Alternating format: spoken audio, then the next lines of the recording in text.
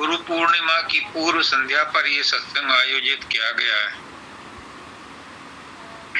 सत्संग आयोजित नहीं होता, सत्संग तो हो जाता है। ये मानव दयाल जी के शब्द हैं। राजेश, सत्संग का आयोजन नहीं होता, सत्संग तो हो जाता है। पंडित जी से पूछना नहीं पड़ता कि सत्यनारायण की कथा कौन से दिन रखनी है या एकादशी का व्रत कब रखना है, वो तो पूछने पड़ते। लेकिन सत्संग तो सतगुरु के पास जब कोई अधिकारी सत्संगी जाता है, सत्संग तो तभी हो जाता है। तो आज का सत्संग इसलिए हुआ क्योंकि यहाँ आज अधिकारी आचार्य जयश्री जी बेंगलोर से आई हैं, तो आज सत्संग हो गया। कल का सत्संग मेरी प्रिय आत्मा पंकज ने अरेंज कराया था। उसने रिक्वेस्ट की थी कि महाराज जी गुरु पूर्णिमा का सत्संग हमारे घर पर दे देना। मैंने कहा ठीक है, आपकी हर बात मंजूर होगी। अब वो स्थूल रूप में ना होके सूक्ष्म रूप में अपने सत्संग को सुन रहे हैं, उनकी इच्छा पूरी हो रही है। सूक्ष्म रूप में वो और ज्यादा व्यापक हैं, स्थूल रूप में तो वो स्थानीय थे, अब वो सर्वस्थानीय हैं, अब वो सब सुन रहे हैं। ये गुरु पूर्णिमा आषाढ़ में ही आती है। आषाढ़ में क्यों आती है?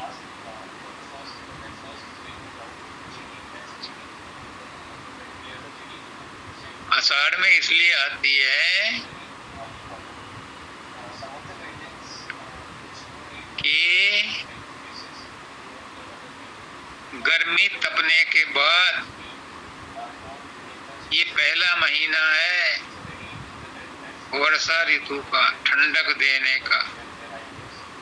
तो आषाढ़ में गुरु पूर्णिमा इसलिए आती है कि जो सत्संगी जीवन भर दुखी हैं, उनको इस गुरु पूर्णिमा पर यानी आषाढ़ की गुरु पूर्णिमा पर कुछ ठंडक मिले, कुछ वर्षा हो उनके अंदर में।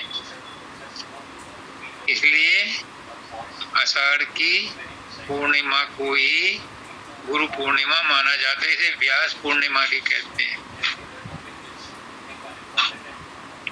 इससे पहले बुद्ध पूर्णिमा थी। हम बैसाखी, हम उसको आषाढ़ की गुरु पूर्णिमा को अपने गुरु को मनाते हैं। लेकिन सोचने की बात है कि गुरु तो पूर्ण है।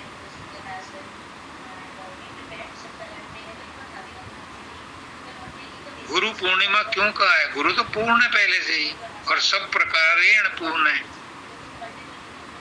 और ही पूर्ण से सब कुछ निकला है।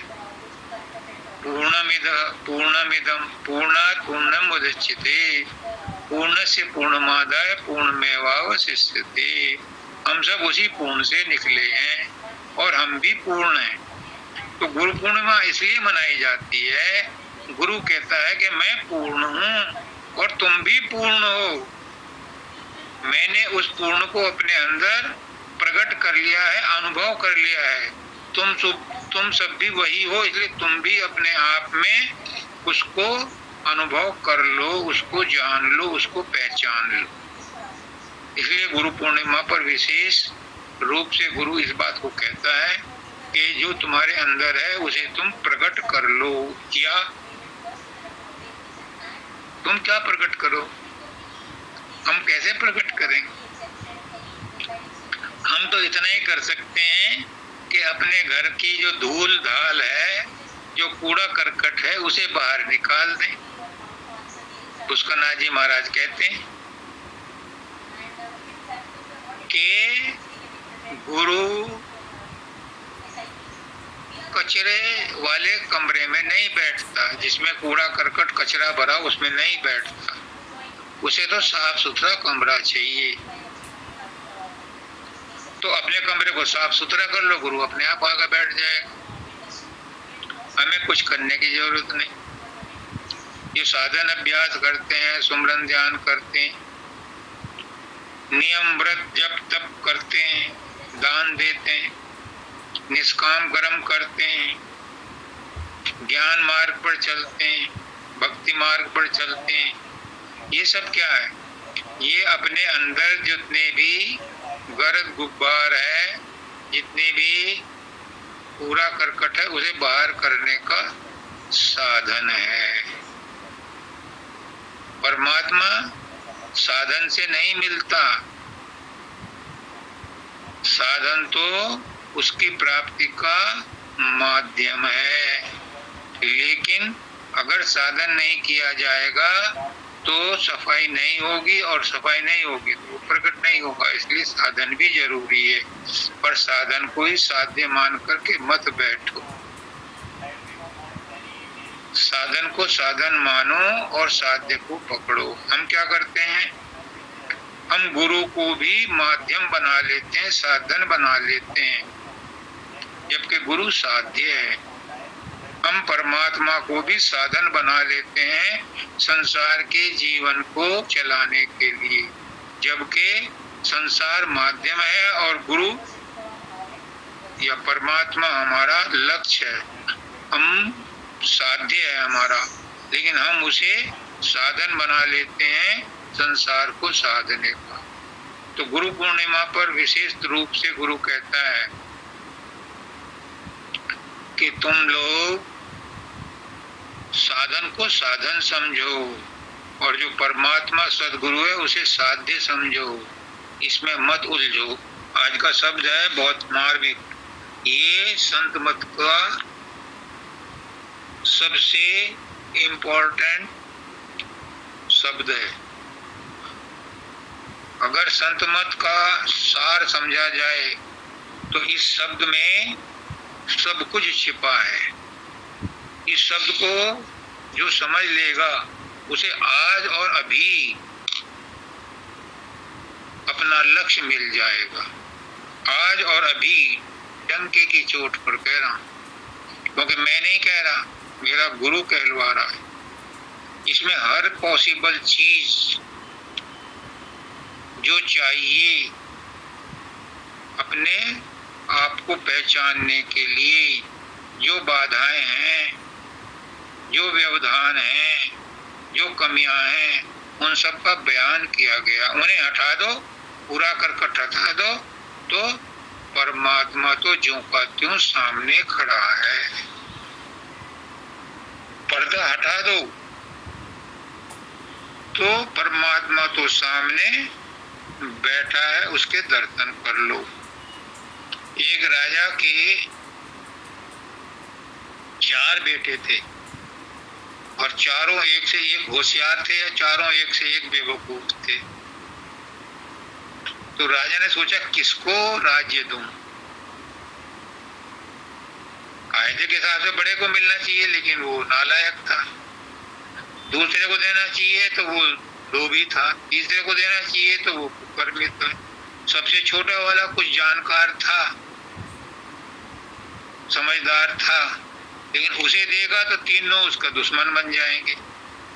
तो उसने घोषणा की कि जो मैं अपने कमरे में बनाया है मैंने नया, उसमें बैठा हूँ, उसके 4 दरवाजे हैं और चारों लड़के अलग अलग दरवाजे से आएंगे।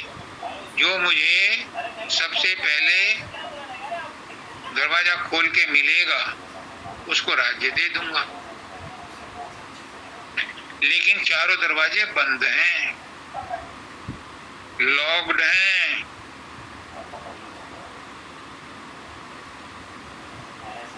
तो सबने कोशिश की, जब टाइम जैसे उसमें ना केबीसी में कौन बनेगा करोड़पति, और अमिताभ बच्चन कहता है कि योर टाइम स्टार्ट्स नाउ, ऐसे ही उस राजा के दरबारी ने कहा कि योर टाइम स्टार्ट्स नाउ। तो उन्होंने अपनी अपनी तरकीब खोली किसी ने पेचकस लेकर के, हथौड़ा लेकर के तोड़ना चाहा उसके लॉक को, कोई जो है जाकर के बाजार से उसको, जो सरदार बैठे रहते हैं उनको पकड़ लाया चाबी बनाने वाले। किसी ने जो है वो ले ली, क्या है वो, गैस कटर, किसे काट दो। जो सबसे छोटा लड़का था वो गुरु के पास जाता था, उसने कहा कि जो कुछ भी है, गुरु ने बता रखा था उसे कि जो कुछ भी है तुम्हारे अंदर है। उसने ध्यान लगाया और ध्यान लगा करके उसने जो है, दूसरे आदमी तो कोशिश ही कर रहे हैं, अब वो चाबी तो तब बनेगी जब लॉक को अंदर, बाहर से तो लॉक दिखाई दे रहा है, अंदर लॉक था ही नहीं। अब वो कोशिश कर रहे हैं लेकिन अंदर तो लॉक था ही नहीं। अब जो तोड़ने वाला है वो भी पेचकस से तोड़ेगा, किसी से तोड़ेगा तो लॉक हो तो टूटे। अच्छा, जो गैस कटर लाया था वो भी गैस कटर काटेगा तो काट लो, किसको काटोगे जब लॉक है ही नहीं वहां। उस लड़के ने, जो छोटा वाला था सबसे, वो उठा, उन्होंने ध्यान किया, गुरु ने उसको संकेत दिया, उन्होंने धक्का मारा तो किवाड़ खुला पड़ा था, वो पहुंच गया। ऐसे ही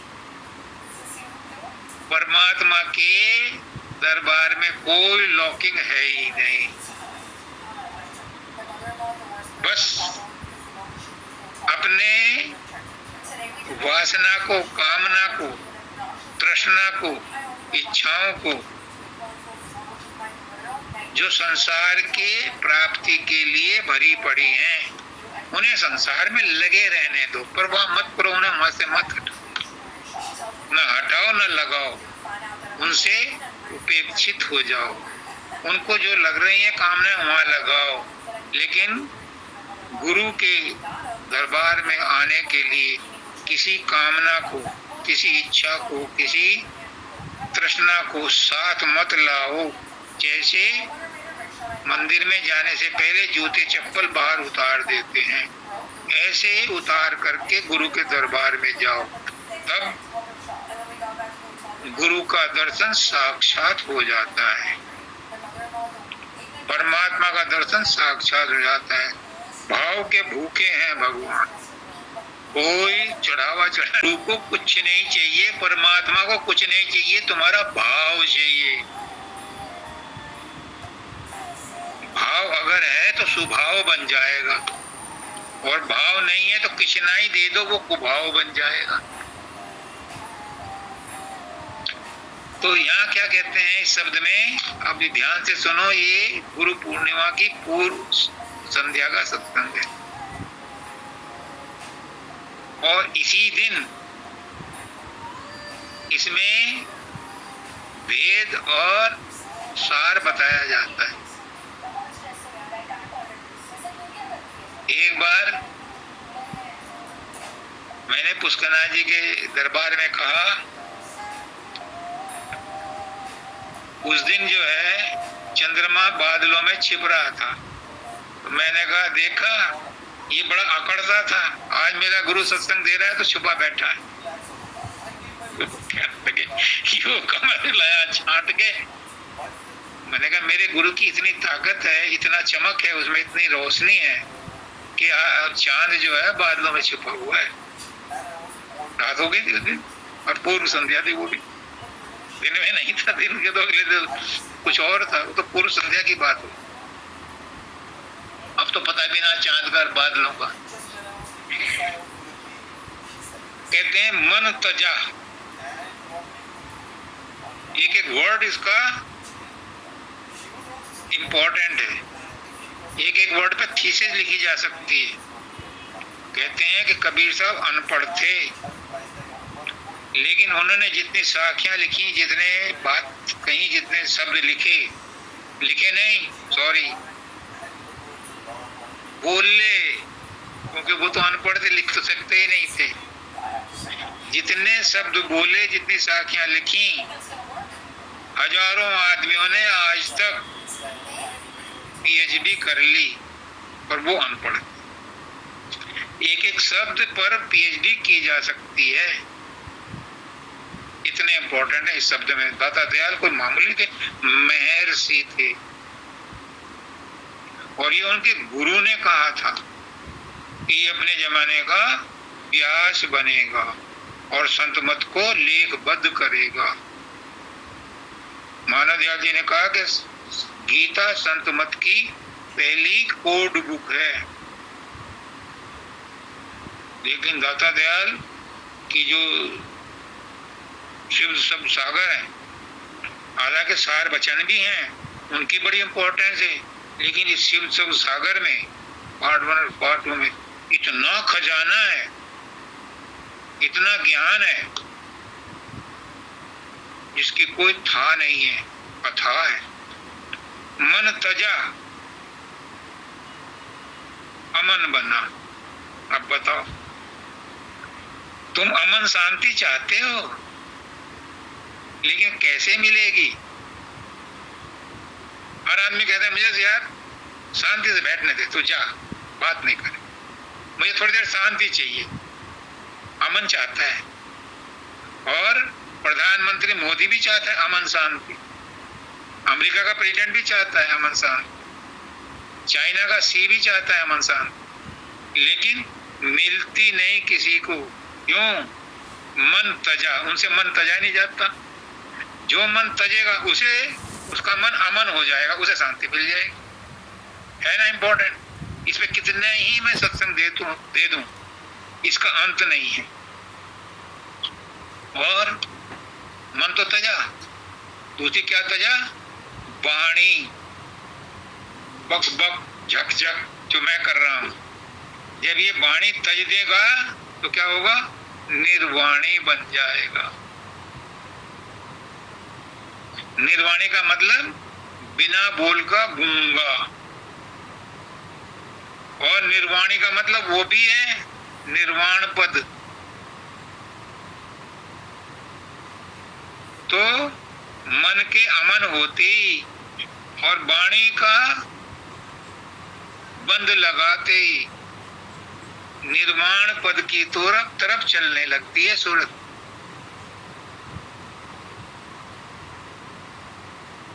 मन बना विहंगम मीन मकर, मरकट बनकर कूदा अंदर, चींटी की चाल चला घट में।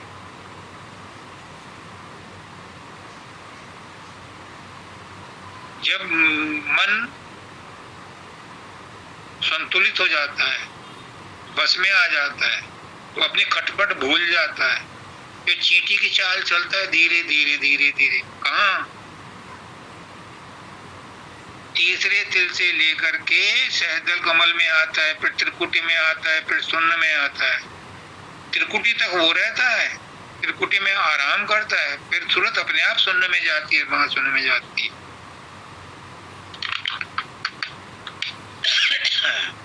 जब देह गया, अब देखो दूसरा एस्पेक्ट लिया, क्या? मैं शरीर नहीं हूं, कहते तो सब हैं, मैं मन नहीं हूं, लेकिन सब को ही मैं मानते हैं, और थोड़े से लोग मन को मैं मानते हैं। मैं सही सोच रहा हूं, दूसरा गलत सोच रहा, मैं आ गया। तो ये कहते हैं कि जब देह गया, अगर तुम देह के बोधभान भूल जाओगे, क्योंकि जब तक देह के बोधभान है तब तक सुमरन ध्यान भी नहीं है। माला तो कर में फिरे और जीभ फिरे मुखमाही, और मनुआ तो चौदिसी फिरे, ये तो सुमरन नहीं। तो सबसे पहले स्थूल शरीर का टिकना जरूरी है, इसीलिए कहते हैं कि आसन लगाओ। आसन चाहे जौन सा भी लगे, पद्मासन लगे, सुखासन लगे, ब्रजासन लगे, कोई सा भी कर लो, जो आपको सहूलियत हो, जिसमें आप ज्यादा देर बैठ सको, शरीर को कंट्रोल कर सको। जब शरीर को कंट्रोल कर लोगे, चाहे प्राणायाम से कर लो, चाहे योग से कर लो, तो क्या होगा? जब शरीर को साध लोगे तो साधना की ABCD शुरू हो जाएगी, प्राइमरी कक्षा पास कर लोगे। तो जब देह गया तो क्या हो गया? विदेह बना। एक विदेह वो थे राजा जनक, कितनी एक एक गूढ़ बात है इसमें कि देह को भूल करके विधेय बन जाते हैं। पर कौन देह को भूलता है? देह का मान सबको होता है, मैं जवान हूं, मैं खूबसूरत हूं, मैं अफसर हूं, मैं कलेक्टर हूं, मैं दादा हूं, मैं पापा हूं, मुझे अथॉरिटी है, मैं बिजनेसमैन हूं, मैं अंबानी हूं। ये देह का अभिमान है। जब देह का अभिमान गया तो विदेह बन जाता है, और जब मन गया तो अमन आ जाती है, शांति आ जाती है। और दूसरी बात कहते हैं, पुष्कनाथ जी कहते थे कि 3 ताप से जीव दुखी है, निबल अबल अज्ञानी। 3 ताप हैं, एक शारीरिक दुख, एक मानसिक दुख, और तीसरा अज्ञान है। ये सबका बाप है। आत्मा का अज्ञान सबसे ज्यादा मुसीबत की जड़ है। ये अज्ञान ही हमें 84 में बार बार खींच के लाता है। तो यहाँ क्या कहा? यहाँ का अज्ञान को छोड़ो तो ज्ञानी बन जाओ। लो जी, आसान तरीका बता दिया, ज्ञानी बन जाओ। अज्ञान को छोड़, आत्मा का अज्ञान छोड़ दो, शरीर का छोड़ा, मन का छोड़ा, अब कारण शरीर का, पहले स्थूल का छोड़ा, फिर सूक्ष्म शरीर का छोड़ा, अब कारण शरीर का, आत्मा का भी अज्ञान भूत छोड़ने को कहा। तो क्या हुआ? फिर ज्ञानी बन जाओगे। एक एक शब्द इतना है कि इस पे पूरा पूरा सत्संग दिया जा सकता है, एक एक शब्द पर, इतने गूढ़ है।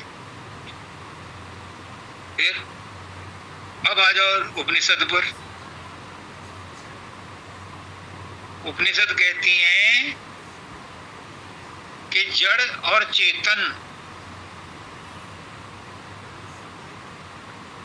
शरीर जड़ है, संसार जड़ है, मन भी जड़ है, चैतन्य केवल आत्मा है।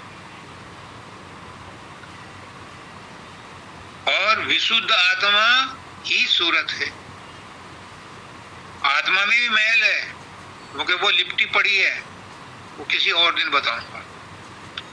लेकिन यहाँ कहते हैं कि जड़ता त्यागी, जड़ता त्यागो। काय की जड़ता? शरीर की जड़ता, मन की जड़ता, सोचने की जड़ता, स्थूल चीजों की जड़ता, सब कुछ त्यागो। ये जड़ है।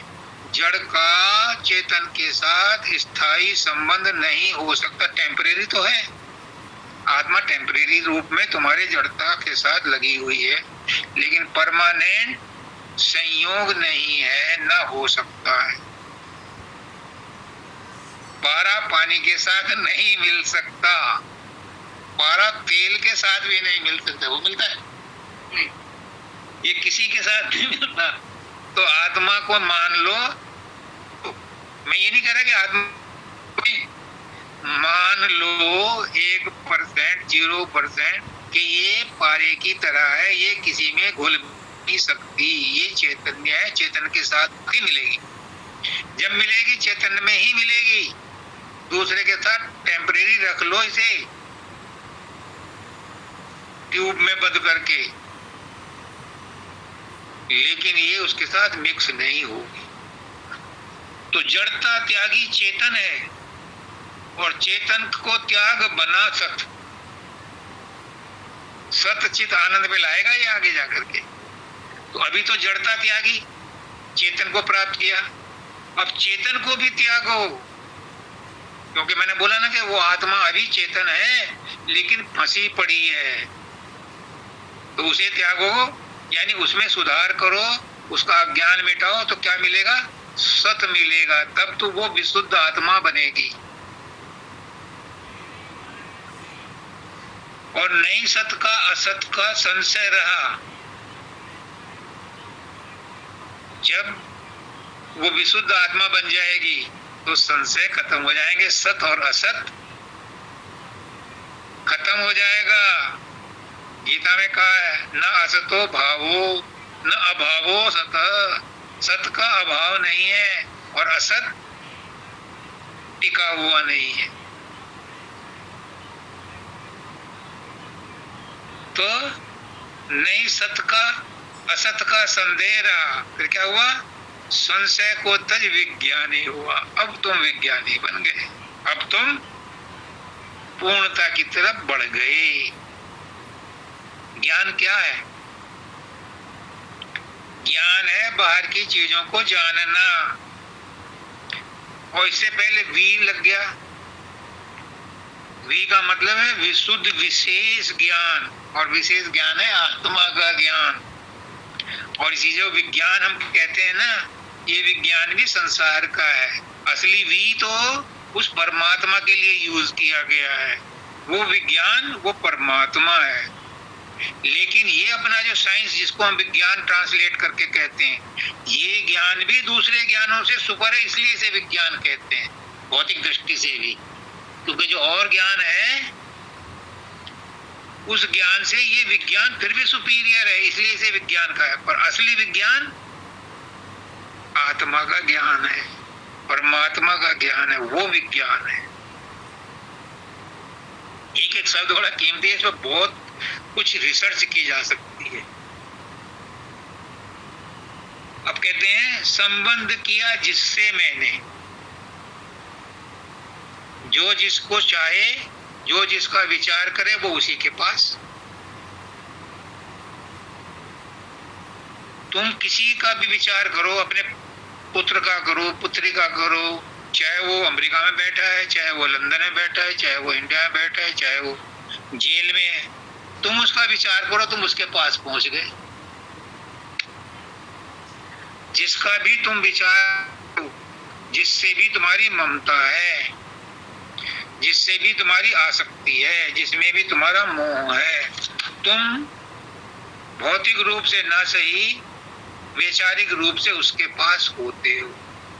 तो संबंध किया जिससे मैंने, रूप उसका धार लिया मन में। आ गई बात। जिसका भी हम विचार करते हैं, जिसका भी हम संबंध जोड़ते हैं, वो मन में प्रकट हो जाता है उसका रूप। दुश्मन को याद कर लो, उसका रूप आ जाएगा। किसी लेडी को याद कर लो, उसका रूप फौरन आ जाएगा। किसी भालू को, शेर को, चीते को याद कर लो, उसका रूप आ जाएगा। तो ये खासियत है कि जिसको हम मन में धार लेते हैं उसका रूप बन जाता है। फिर गुरु का क्यों नहीं बनता? क्यों नहीं बनता? क्योंकि गुरु के अंदर हमने मेल मिलाप किया ही नहीं। ये दिखावटी है। परमात्मा के साथ मेल मिलाप किया ही नहीं। उतनी मोहब्बत नहीं है जितनी बेटे से है। बेटे का टेलीफोन आता है तो कान पे हाथ रख लेते हैं दूसरे कान से सुनने के लिए कि कोई डिस्टरबेंस ना हो जाए। और जब भगवान को, गुरु को याद करते हैं तो संसार के जितने भी विचार हैं सबको अलाउ करते हैं, सब एंट्री मारते हैं, फ्री एक्सेस कर देते हैं। और बच्चे से बात करते हैं तो सबकी एंट्री बंद कर देते हैं।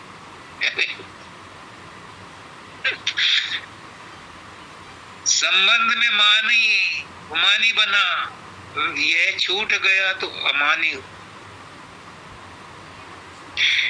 जब हम अपना संबंध संसार से जोड़ते हैं तो संसार से जुड़ जाते हैं, फिर संसारी भासता है, फिर परमात्मा की तरफ पीठ हो जाती है। उसको नाजी कहते हैं, परमात्मा की तरफ से पीठ कर लो और गुरु की तरफ मुंह कर लो, तो परमात्मा से नजदीक आने शुरू हो जाओगे और संसार से दूर हटते जाओगे। तब क्या हो जाएगा? तब अमानी बनोगे, यानी बिना मान के बनोगे। संसार में मान सम्मान मिलता है, परमात्मा के तो मान सम्मान का कोई सवाल ही नहीं है। वहां तो एक रास्ता है, एक ही तरह से रहता है। वहां कोई मान सम्मान नहीं, वहां कोई ब्याज नहीं है, वहां कोई चीटिंग नहीं है, वहां कुछ नहीं। वहां तो एक रास्ता है, एक रूपता है, एक ही रूप के, एक ही रस के।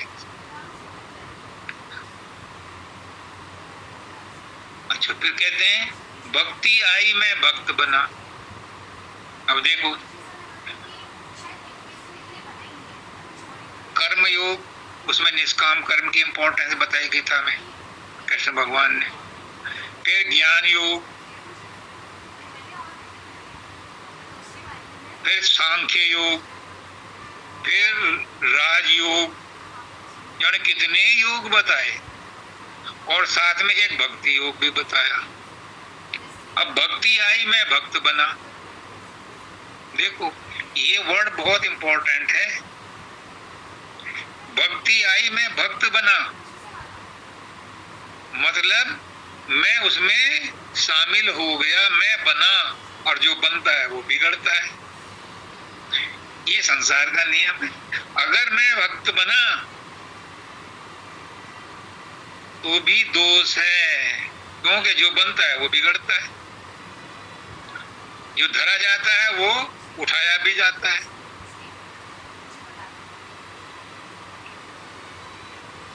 भक्ति आई मैं भक्त बना, कर्तापन आ गया, डूअरशिप आ गई, बनना आ गया, क्रिया आ गई। और क्रिया किस में होती है? शरीर में होती है, इंद्रियों में होती है, मन में उसकी प्लानिंग बनती है, और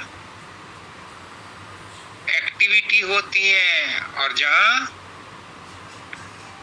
there is a cause,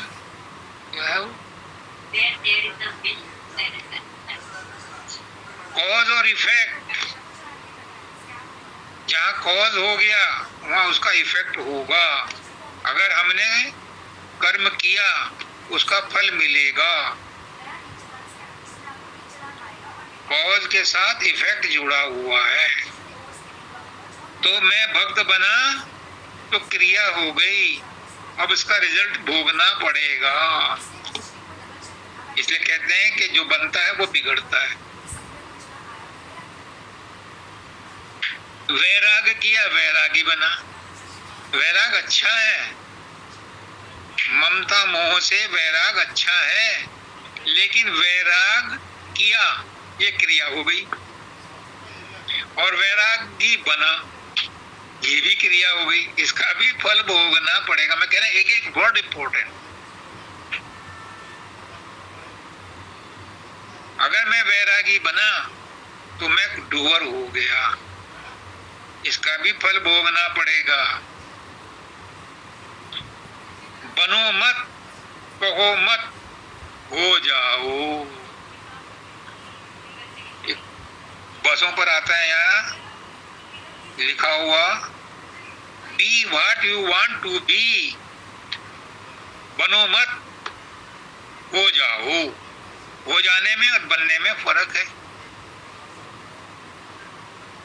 B what you want to be, यानी जो तुम होना चाहते हो जाओ। तो यहाँ क्या है? भक्त बना, हुआ नहीं वो बना, और बना तो बिगड़ेगा। वैरागी, वैराग किया तो वैरागी बना, बना तो फिर बिगड़ेगा। ये क्रिया हो गई, क्योंकि इसमें कर्तापन आ गया। जब ग्रहण त्याग, जब ग्रहण और त्याग, एक में ग्रहण था भक्ति, दूसरे में वैराग था त्याग। जब व्यक्ति और वैराग दोनों छोड़ दिए, जब ग्रहण और त्याग दोनों छोड़ दिए, तो फिर केवल क्या बचा? कैवल्य। फिर वही निर्वाण बचा, वही कैवल्य बचा। कैवल्य अभिमानी, कैवल्य का अभिमानी भी पूरा नहीं है, अभिमान तो वहां भी है। अहम ब्रह्मस्मि वो पूरा नहीं है, क्योंकि उसमें अहंकार है। जो अहम ब्रह्म, जो ब्रह्म होता है वो कभी नहीं कहता मैं ब्रह्म हूं। मैं ब्रह्म हूं वही कहते हैं जो अधूरे हैं। पुष्कनाथ जी कहते थे, आधी थी छल छल करती, भरी गगरिया क्या ढोल ले। तो अहम ब्रह्मस्मि वही कहते हैं जो ब्रह्म नहीं बने, ब्रह्म नहीं हुए, सॉरी, बनना तो फिर बिगड़ना है। जाग, अब देखो फिर वो आ गया ज्ञान, ज्ञान योग आ गया। जागृत स्वप्न सुसुप्ति छोड़ी, हमारे तीन अवस्थाएं हैं जागृत, एक जागृत, एक स्वप्न, एक सुसुप्ति। जागृत में हम सारे काम करते हैं, शरीर एक्टिव रहता है, मन एक्टिव रहता है, और आत्मा तो कभी एक्टिव होती नहीं, ना एक्टिव इनएक्टिव होती। आत्मा तो एक सोर्स है, आत्मा तो सूरज है। सूरज के प्रकाश में चाहे कोई बलात्कार करे, चाहे कोई चोरी करे, चाहे कोई डकैती करे, सूरज को उससे कोई लेना देना। तो आत्मा तो एक चैतन्य शक्ति है, उसके रहते हुए मन और शरीर और इंद्रियां क्या करती हैं उसका उससे कोई कंसर्न नहीं, पर करती उसी की शक्ति से है। वो अलग विषय है कि एक दिन कभी बताऊंगा। कहते हैं जागृत स्वप्न सुसुप्ति, स्वप्न में भी शरीर तो शिथिल हो जाता है पर मन डबल एक्टिव हो जाता है, मन वहां भी रहता है। और सुसुप्ति में सब कुछ सो जाता है, सब कुछ शांत हो जाता है, पर कुछ तो है जो उसमें भी जागता है। तभी तो कहते हैं आज बड़ी अच्छी नींद आई। वो बड़ी अच्छी नींद किसको आई, कौन था वो जिसने ये अनुभव किया? वो जो चौथा है, बस वही याद रखना, वही हमारा लक्ष्य है। तो क्या कहा, जब ग्रहण नहीं, जब जागृत स्वप्न सुसुप्ति छोड़ी तुरिया पद में जाकर पहुंचा, फिर वो चौथी अवस्था में जाता है तुरिया पद में। तुरिया पद में मतलब सुसुप्ति से भी आगे की अवस्था है, लेकिन ये भी फाइनल नहीं है कि तुरिया से आगे भी तुरियातीत है, जिसमें बाबा शब्दानंद जी डंके की छूट पे कहते थे मैं पांचवी अवस्था की बात करता हूं, मैं जगत गुरु हूं। कई बार जोश में आते थे, जोश में तो अक्सर आते थे, लेकिन रहस्य के बाद उनके मुंह से कभी कभी किसी किसी को सुनने को मिलती, मैं पांचवी अवस्था की बात करूं। तो तुरियातीत, तुरिया से भी अगली अवस्था है। तुरिया गई, लो आ गई बात, तुरिया गई, तुरियातीत हुआ, तुरियातीत बना और तुरिया पद में जाकर पहुंचा। तुरियातीत होकर के तुरिया पद में पहुंचा। तुरियातीत अवस्था में नहीं ठहरा, अनामी धाम में ऐसे नहीं पहुंचता। सतलोक तक तो सब पहुंच जाते हैं। सतलोक से सत्य पुरुष स्पेशल टॉर्च देता है, टॉर्च रोशनी, वही सूरत आगे जाती है,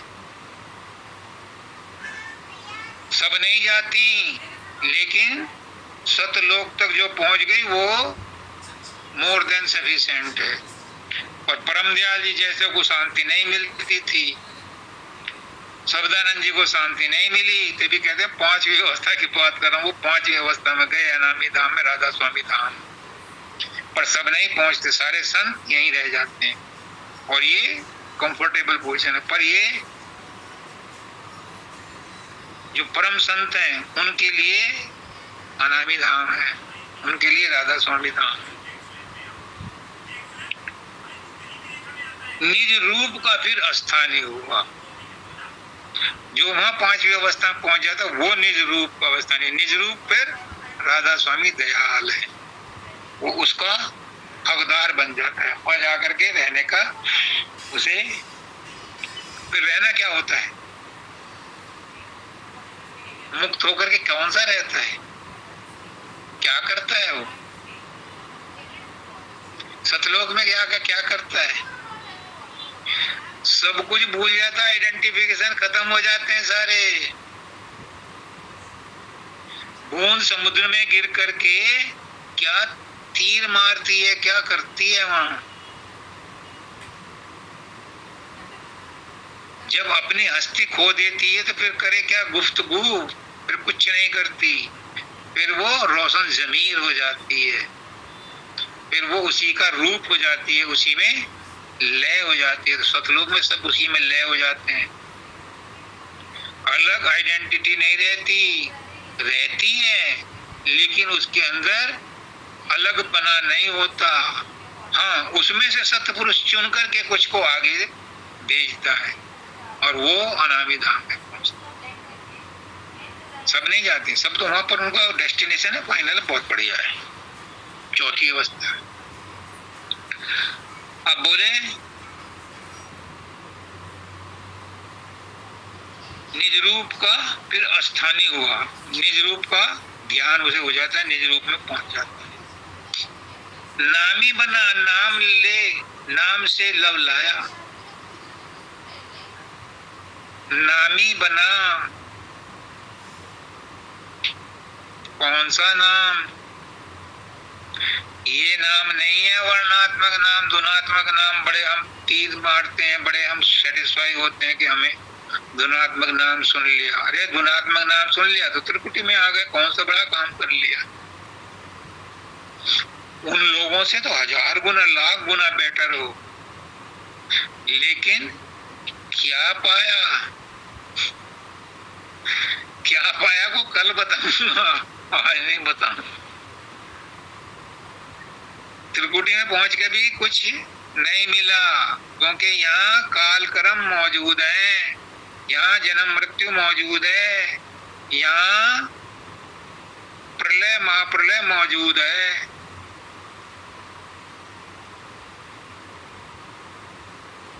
सत्यलोक में कोई प्रलय महाप्रलय नहीं है, सतलोक में कोई जन्म मरण नहीं है, सतलोक में कोई काल कर्म नहीं है, कोई पाप पुण्य नहीं है।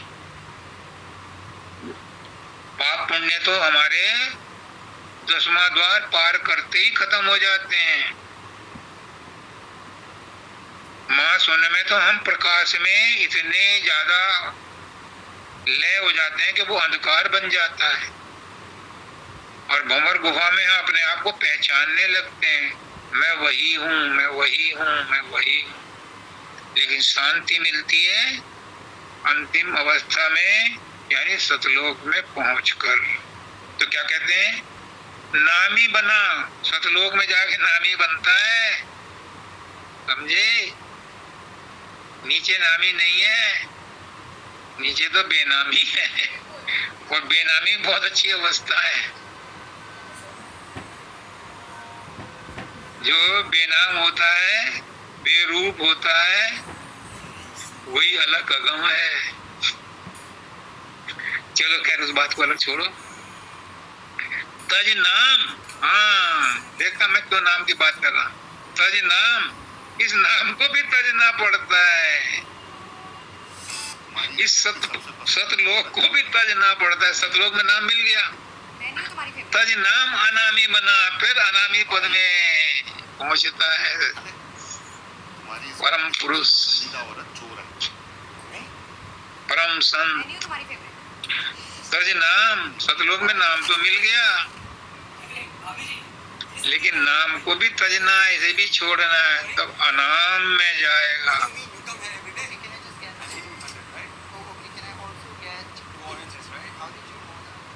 नामी बना, नाम से ले लाया। नाम बहुत अच्छी अवस्था है, चौथी अवस्था बहुत अच्छी अवस्था है, लेकिन परम दयाल जी ने कहा मैं वहां नहीं रुकता, मुझे तो खोज है, जीवन भर खोज करी है, मैंने रिसर्च की है, मैं तो अब जा रहा हूँ अनामी धाम में। अनामी धाम से ही आया था, तो लोगों ने कहा महाराज जी अब तो आप पहुंच गए, अब बता दो वहाँ क्या है। ना मैं क्यों बताऊं, खुद खाओ जान जाओ। एक बिस्किट के ऊपर लिखा हुआ था, पैकेट के ऊपर, पार्ले जी, खुद खाओ और जान जाओ। अपने आप अभ्यास करो और जान जाओ। मेरे बताने से क्या तुम्हें कुछ मिल जाएगा? मैं अगर कहूँ कि गुड़ मीठा है तो क्या तुम्हें गुड़ की स्वाद आ जाएगा? हाँ, नींबू का कहूँगा तो थोड़ा बहुत मुंह में पानी आ जाएगा, लेकिन बिना अपने खाए उसका स्वाद नहीं पता चलता। तो अनामी धाम में जो जाता है उसी को पता चलता है। मैं भी नहीं गया, मुझे भी नहीं पता। सतलोक के बारे में कुछ कुछ पता है, झूठ नहीं बोलता, पर मैं गया नहीं अरे। हाँ, मैं साधु हूँ, साधना करता हूँ, गुरु की दया मेहर है, गुरु ने मुझे अपने साथ लगा रखा है और वो पहुंचा देंगे, विश्वास है। तुम आस करो, विश्वास करो, गुरु पेड़ा पार लगा दे। मैं उसी विश्वास पर जिंदा हूँ। गुरु जो काम ले रहा है ये आप लोगों के भलाई के लिए नहीं ले रहा है, ये मेरी भलाई के लिए मुझसे काम ले रहा है। मैं तो उसका गुलाम हूँ। ये काम करवा करके वो मेरी सफाई कर रहा है। मेरा गुरु बड़ा दयावान है, बड़ी करने वाला है। किस किस तरह से मुझे पार लगाता है, मेरे भ्रम मिटाता है। मैं उसका ऋण कैसे चुका सकता हूँ? बस उनके सत्संगियों की सेवा करता हूँ निस्वार्थ भाव से, कोई भेंट नहीं लानी।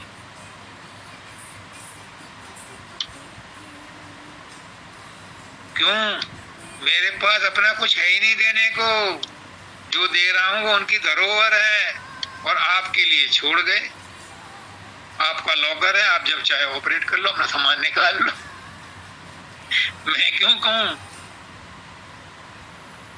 कि मैं आपको कुछ दे रहा हूं ना? ये तो आपकी धरोहर, आपकी अमानत है। आपने रखा हुआ सामान अपना ले जाओ। आप एहसान करते हो। आज 15 आदमी हैं, मैं इनका शुक्रगुजार हूँ। इन्होंने दया की, अपना सामान लेने आए, मैं उतना ऋण हो गया।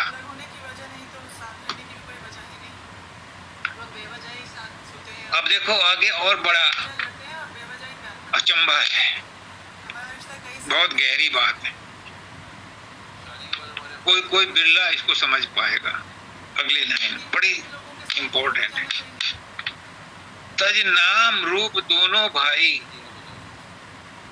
ये तो तज दिए। नाम और रूप तजना मुश्किल है।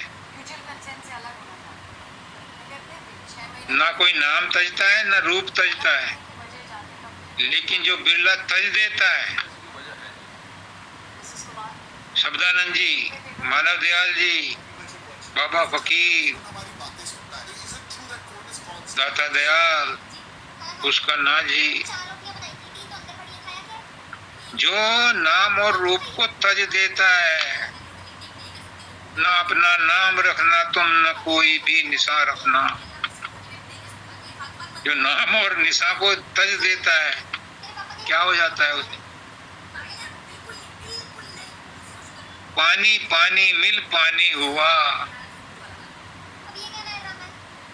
इससे बड़ा एग्जाम्पल दिया ही नहीं जा सकता। पानी पानी मिला और पानी हुआ। गंगा में कीचड़, गंदगी, लाश, अस्थियों का विसर्जन, केमिकल की फैक्ट्रियों का पोल्यूशन, सब कुछ नल नालियों द्वारा, नालों द्वारा बह करके गंगा में भेज दिया जाता है।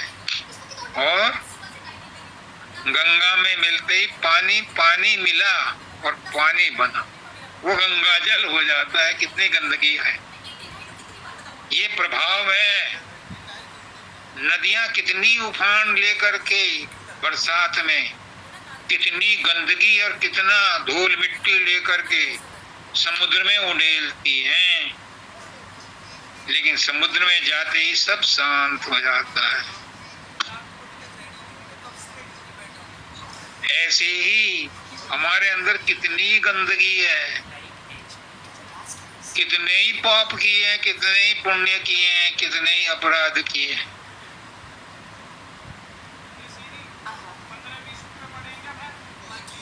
जब गुरु के सम्मुख कोई आता है, जब परमात्मा के सम्मुख कोई आता है, तो वो धर्मात्मा बन जाता है, वो पापी नहीं रहता।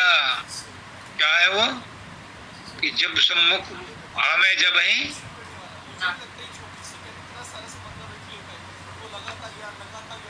कोटि जन्म अग नासई तब ही।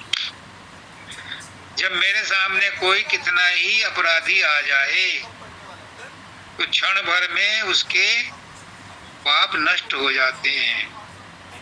ऐसी कहते हैं कि पानी पानी मिल पानी हुआ। तो आत्मा परमात्मा में मिलकर के परमात्मा हुई, कहने का मतलब यू है। इस बात को गांठ बांध लो।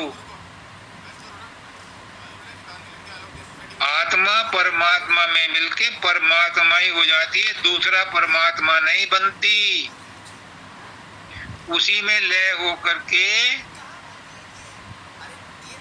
अपना अस्तित्व खो देती है। नदियां समुद्र में बह करके जाती हैं, दूसरा समुद्र नहीं बनाती। जो पहला समुद्र है उसी में लय हो जाती। और क्या एग्जाम्पल दो।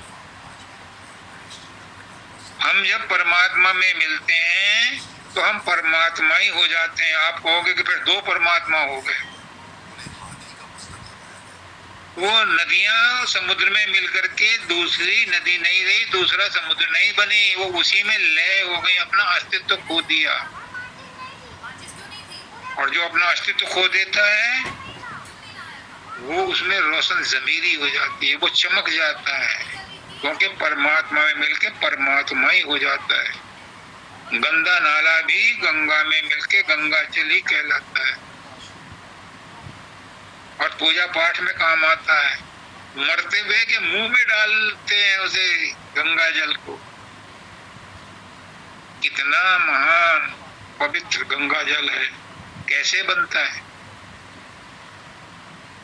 पानी पानी मिल पानी बना। आगे क्या कहते हैं,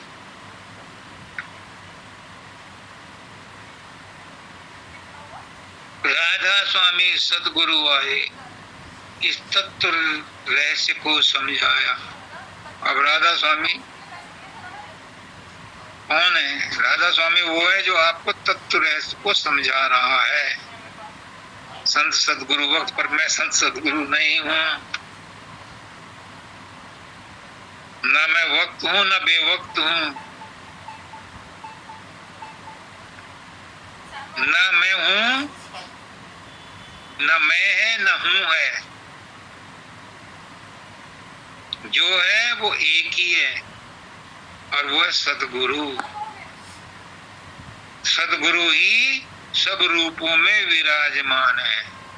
उसी ने कहा था मैं एक से अनेक हो जाऊं, तो सब रूपों में वही सदगुरु है। तो मैं तो है ही नहीं, मैं तो उसी की मैं है, लेकिन हमारी मैं उस मैं को अपनी मान रही है, यानी शरीर की मैं मान रही है। भाई यही धोखा खा रहे हैं। अगर उसकी मैं उसी की हो जाए तो बीच में पर्दे सब खत्म हो जाएं। उसकी मैं है वो मैं कहता रहे, मेरी मैं नहीं है, नहीं है, क्योंकि मैं हूं ही नहीं, है तो वही। तो जो अपने हस्ती को मिटा देता है, मिटा दे अपनी हस्ती को, अगर कुछ मर्तबा चाहे कि दाना खाक में मिलकर गुले गुलजार होता है। अगर वो दाना कहे मैं नहीं फूटूंगा, मैं नहीं गलूंगा, तो पेड़ नहीं बन सकता। लकड़ी कहे मुझे मत काटो, मुझे कील मत ठोको, मुझ पे आरी मत चलाओ, तो फर्नीचर नहीं बनेगा उससे।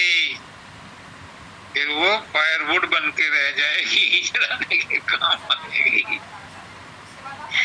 अगर पत्थर कहे मुझ पे छेड़ी मत मारो, मुझे मत तराशो, तो फिर सड़क बनाने के काम आएगा। फिर वो मूर्ति नहीं बनेगी उसमें से।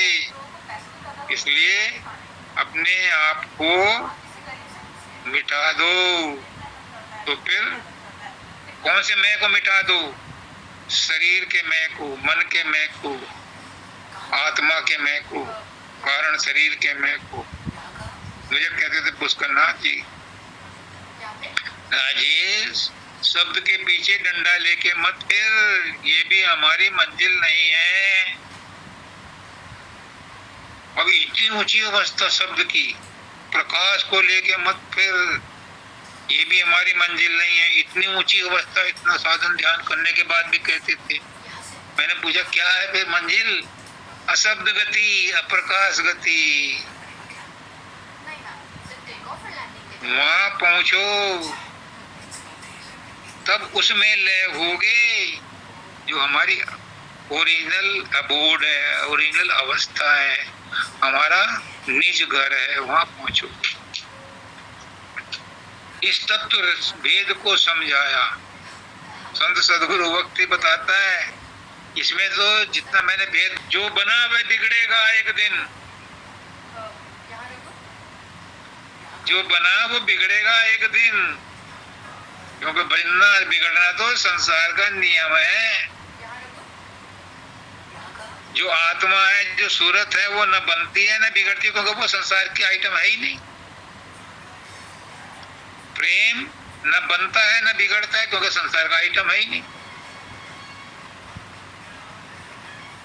सुख दुख ये संसार के आइटम है, ये रोज आते जाते रहते हैं।